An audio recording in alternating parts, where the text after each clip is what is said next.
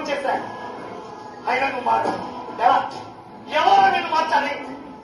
ఎలాగైనా మార్చేస్తా, నిన్ను నా వాడిగా చేర్చేస్తా. అప్పటి వరకు గది గది కూడా కదలను. పడతానా? ఇప్పుడు కదులుతా. పిలిచాడుగా, ఎన్ని కళ్ళని కదులుతా. కదలక చస్తానా? కదలకపోతే చస్తాను కానీ పడతాను. ప్రభా ప్రభా, నీకు ఇచ్చిన గడువు ముగిసింది. అప్పుడే అప్పుడే మీద ప్రభా, ఒక్క 3 నిమిషాలు మార్చేస్తా. ఖచ్చితంగా మార్చేస్తా. 3 నిమిషాలు. అదిగో మౌనం అంగీకారం. నువ్వు మౌనం మనం అంటే ఒప్పేసుకున్నట్టే.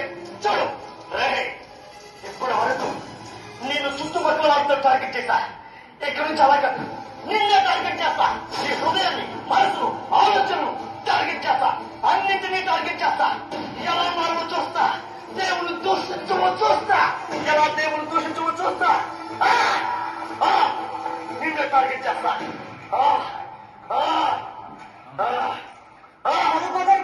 ఆ దేవుని ఇంకా ఆలోచిస్తున్నావు. దీనికి అలా చావలేనయ్యో. మన చేతిలో మాయన మధ్యగా మిగిలే బదరా ఒక్కరి చేతోడా పైకి నటిస్తూ భక్తులు లాగేస్తున్నావు.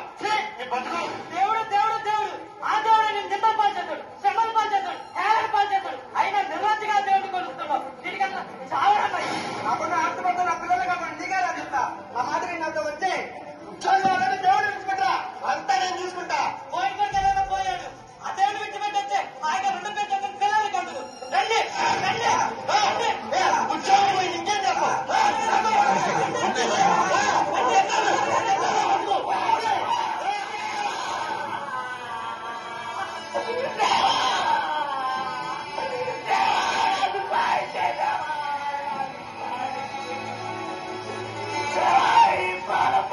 పండుగ కలిసిపోయాను. ఎప్పుడు చచ్చిపోయాను. దేవా, నిన్ను